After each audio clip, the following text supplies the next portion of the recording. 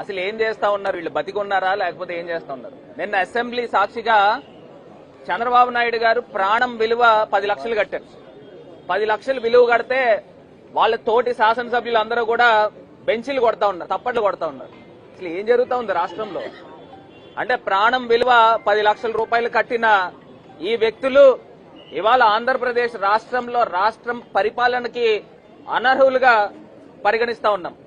ఇప్పుడే చెప్పినట్టు ఈ గడిచిన 2 సంవత్సరాల్లో ఎన్ని కంటామినేషన్ జరిగినాయి, ఎన్ని ఎస్సీ హాస్టల్లో విద్యార్థులకి ఇబ్బందులు కలిగి చనిపోయిన పరిస్థితులు ఉన్నాయి.